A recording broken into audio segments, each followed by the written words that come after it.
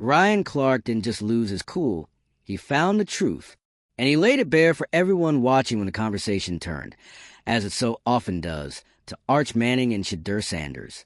Two names, two quarterbacks, two completely different realities. One of them, Arch Manning, hasn't thrown a meaningful college pass. If you're into the real story and all the messy twists they don't show on highlight reels, go ahead and subscribe. And if you're sticking around to see how this Browns QB chaos plays out, you should definitely be subscribed. The other, Shedeur Sanders, has been dragged through hell one busted pocket at a time, while still putting up NFL-caliber numbers under more pressure than most quarterbacks will ever face in their entire careers. And yet, when Dan Orlovsky, respected analyst, former NFL QB, and current torchbearer for quarterback conventional wisdom, declared on national TV that Arch Manning might be a generational quarterback, it was like a switch flipped in Ryan Clark's brain. Because how do you say that with a straight face, while barely acknowledging Shedeur? Let's be clear, this wasn't about Arch Manning as a person. This wasn't about hating on a college kid. Arch seems like a solid guy with a good head on his shoulders. But the conversation around him, the praise being gifted to him, that's what set Ryan Clark off. Because when the media paint a kid who hasn't played as the second coming, simply because of his last name, while a player like Shedeur, who's already proving it week after week, still gets treated like a maybe, that's not analysis. That's bias in high definition. So Ryan Clark did what needed to be done. He dropped the media mask and spoke from the gut. With the kind of clarity that cuts through decades of quarterback double standards, he said the thing everyone else dance around. If Shedeur Sanders had the last name Manning, we wouldn't even be having this conversation. That's not hyperbole. That's reality. Painful but true. Think about what Shedeur has done. Stepping into the Power 5 with the spotlight cranked up to maximum, carrying a Colorado program that had been dead in the water, doing press conferences while his dad is the most talked about coach in the country, getting sacked like it's a contact sport unto itself, and still dropping dimes like he got an entire NFL line protecting him. Leadership? Check. Poise? Check. Production? Oh, absolutely check. But instead of being celebrated as one of the top quarterback prospects in the country, he's constantly subjected to questions that wouldn't even be whispered about other guys. Can he do it at the next level? Is it just a Deion effect? Is he really that good, or is it the hype? Meanwhile, Arch Manning can exist entirely in the realm of potential, wrapped in cotton, untouched by criticism, and be called generational. And Ryan Clark was like, nah, we're not doing that today. Because when you pull back the layers, this wasn't just about two quarterbacks. This was about a decades-old media blueprint. A formula that's been passed down like a playbook. Step 1.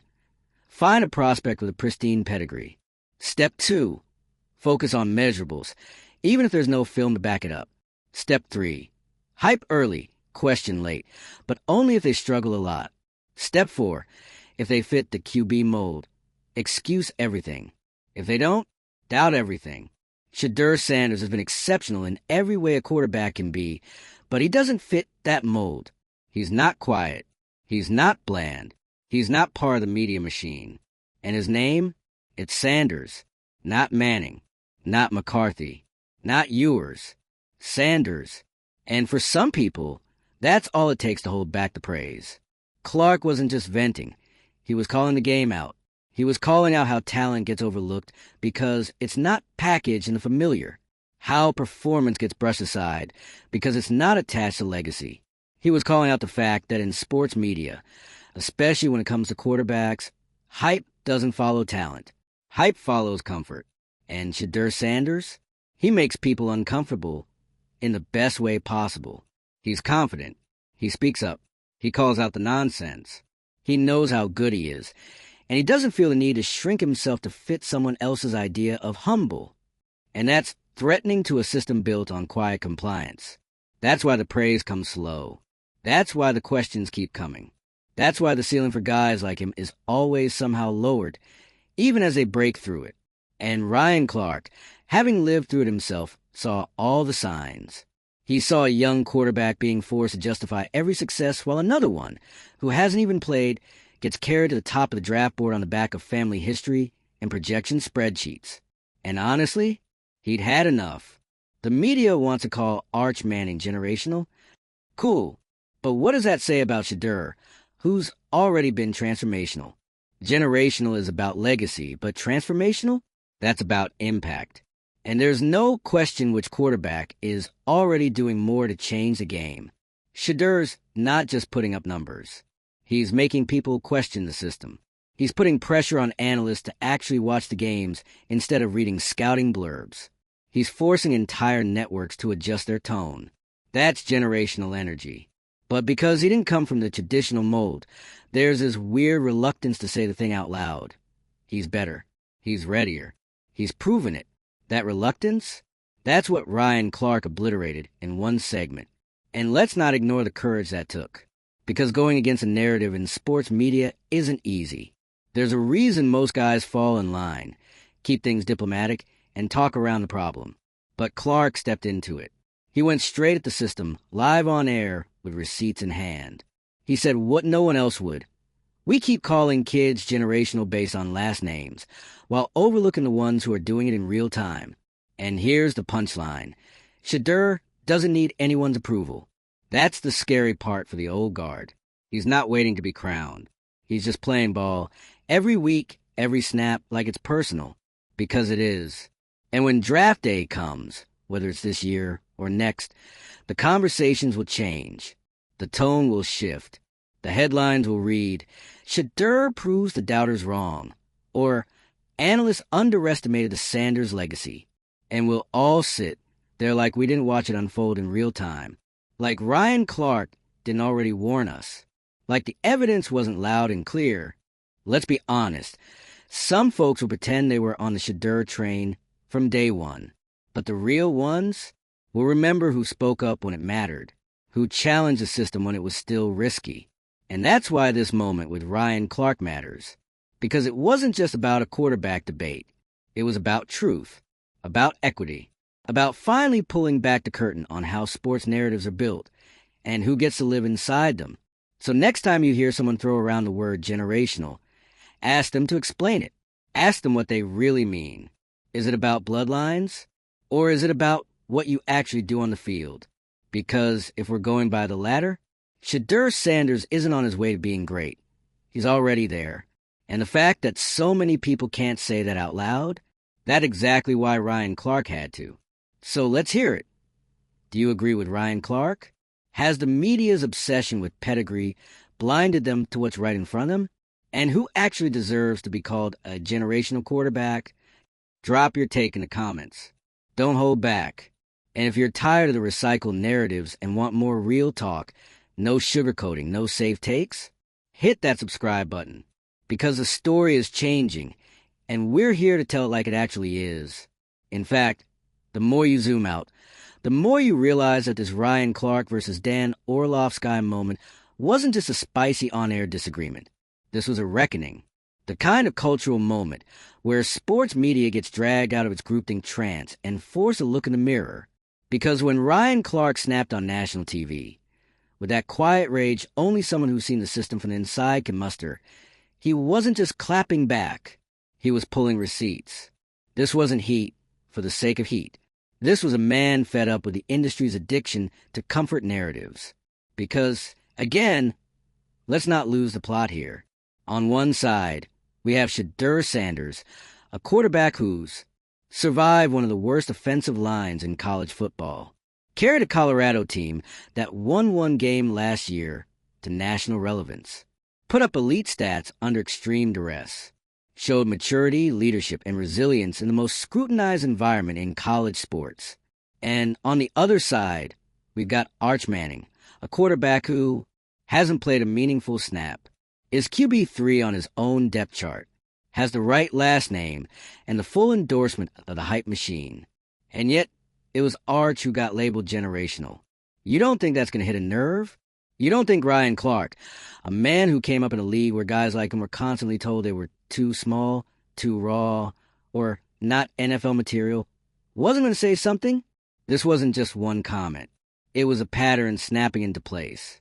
Clark saw it happen with Lamar. He saw it with Hurts. He saw it with Fields. And now it was happening again right in front of him. Same playbook, same spin, new name. Let's talk about the so-called generational label, because sports media loves this word. They throw it around like candy on Halloween. Generational talent, generational arm, generational poise. And yet, what does it actually mean? If we're being real, more often than not, it means this guy reminds us of someone we're already comfortable praising. That's the dirty truth. Because if generational really meant rare and transformational, then Shedeur checks every box. He didn't just break records. He broke perception.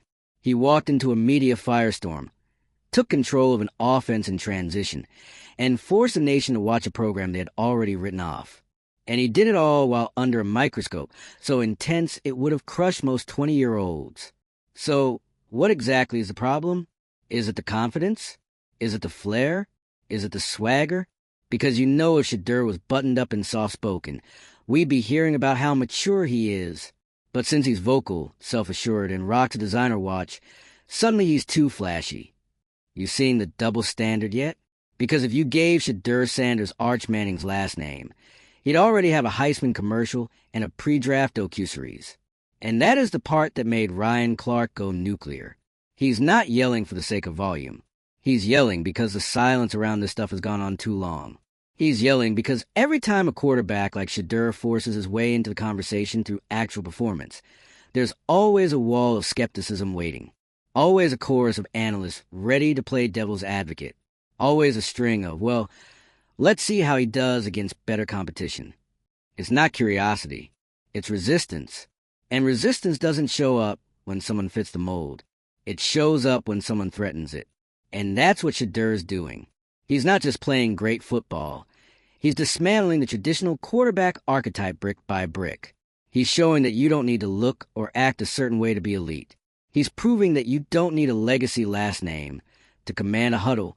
He's building a path where your results speak louder than your resume. And for some people, that's terrifying, because it means the gatekeeping days might be numbered. So when Dan Orlovsky casually throws out generational while talking about a quarterback who hasn't played, of course Ryan Clark is going to explode, because he knows exactly what that word is being used for. It's not a compliment. It's a signal. It's a way of telling the audience, this is a guy we've already chosen. You don't need to think. You don't need to look elsewhere. It's sports media trying to control the narrative before reality has a chance to speak for itself. But guess what? Reality is already speaking. It's speaking through Shedeur's tape. It's speaking through his poise under fire. It's speaking through his refusal to shrink himself for anyone. And Ryan Clark just turned up the volume. And here's the part no one wants to admit. Clark made people uncomfortable because he was right. Uncomfortably right. Unavoidably right. Undeniably right. You could feel it in the studio. The awkwardness. The half-smiles. The fidgeting. Because deep down, everyone in that room knew he wasn't just spouting off. He was telling the truth. A truth that makes a lot of people in that business have to confront their own blind spots. And to be honest, that's what made the moment so powerful. It wasn't just fire. It was clarity. It was a man using his platform to cut through the fluff and say what so many of us already knew. The system is rigged. And Shedeur Sanders is proving just how fragile it really is. So where does this go from here? Well, if history tells us anything, Shedeur's going to keep doing what he's doing. He's going to keep lighting up defenses, commanding locker rooms, and making analysts look foolish for doubting him. And those same analysts, some will shift. Some will pretend they never questioned him. Some will cling to their outdated narratives like a life raft in a rising tide. But the tide is rising. Ryan Clark's outburst wasn't a blip. It was a starting gun for a new kind of conversation. One where we stop pretending that quarterback greatness has a look, a pedigree, or a personality type. One where we stop confusing potential with privilege. One where we let performance speak and listen when it does. So here's your moment. If you've been watching this saga and feeling like something hasn't added up, you're not crazy. You're not being too emotional. You're not reading into it. You're seeing the same broken pattern Ryan Clark saw, and you're right to call it out. And if you're riding with Shedeur, stay locked in. Because every throw, every touchdown, every comeback, That's another crack in the narrative. It's only a matter of time before the truth becomes too loud to ignore. We are way past the point of treating quarterback bias like a coincidence. This isn't about one analyst having a hot take. It's not about a debate desk getting heated over one name. What Ryan Clark exposed is a blueprint, a decades-old, well-oiled media machine that runs on one thing: projection over production, pedigree over proof. And Shedeur Sanders? He's the antidote to all of it, a walking contradiction to the system. The guy who wasn't supposed to be here, but showed up anyway, receipts in hand, cameras rolling, stat exploding and swagger intact. Let's rewind for a second. Go all the way back to when Deion Sanders announced that Shedeur would be the starting quarterback at Jackson State. The skeptics immediately jumped out. Oh, it's just nepotism. He only got the job because of his dad. Let's see how he does outside of an HBCU. Fast forward to Colorado, one of the worst teams in the country before the Sanders family showed up. Shedeur steps into one of the most scrutinized, pressure-filled situations in college football history. And what does he do? He shatters records. He wins games they had no business winning. He plays with composure, precision, and heart. But somehow, there's still this hesitation to call him what he is: elite. Why?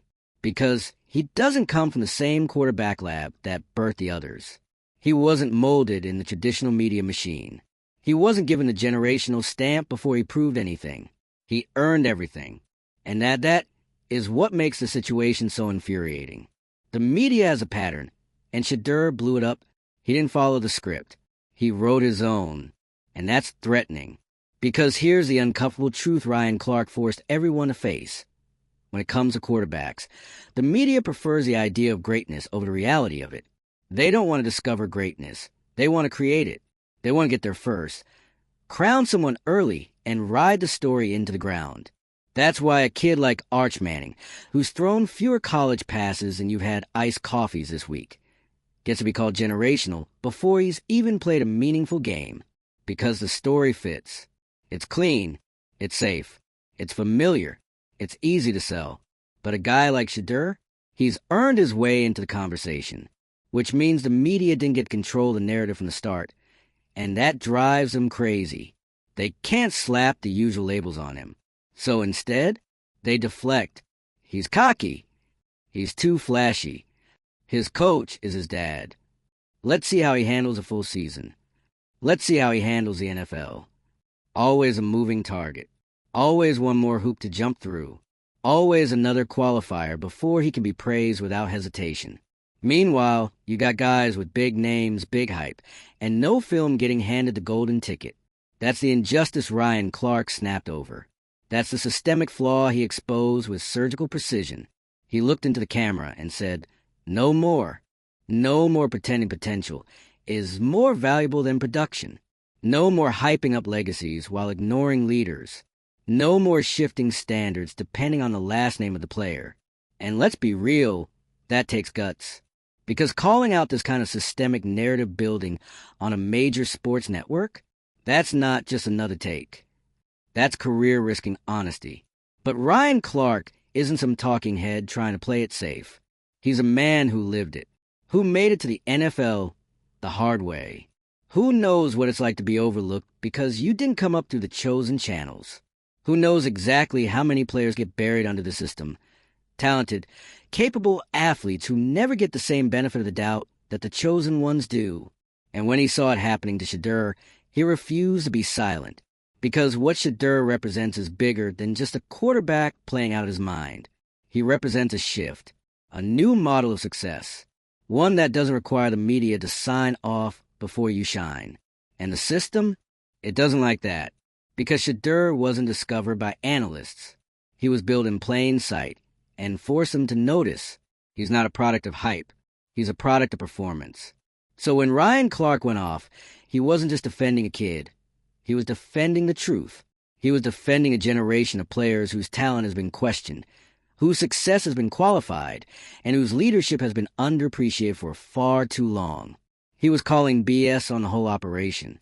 And here's what's wild. You could feel the tension when he spoke. You could see it in a way the desk fell silent, because no one had a rebuttal. There was no comeback, no counter-argument. Because when someone brings the truth to a take-driven debate, it silences the noise. And that's exactly what happened. Ryan Clark said what needed to be said, and he said it loud. So where does this leave us? It leaves us at a crossroads. The sports media world now has to choose. Do they keep clinging to their outdated models of evaluation, or do they finally evolve? Do they keep playing it safe with the names and faces they've already invested in, or do they admit that a guy like Shedeur Sanders deserves to be talked about with the same reverence? Not next year, not in hindsight, but right now? Because let's be honest, this moment with Ryan Clark wasn't just a segment. It was a line in the sand. And if you're still defending the idea that Arch Manning is a generational quarterback while Shedeur Sanders is just interesting, you're on the wrong side of it. The real ones see it. The fans see it. Players see it. Coaches see it. And now, thanks to Ryan Clark, the whole world sees it. This is your chance to stop chasing potential and start recognizing greatness as it unfolds.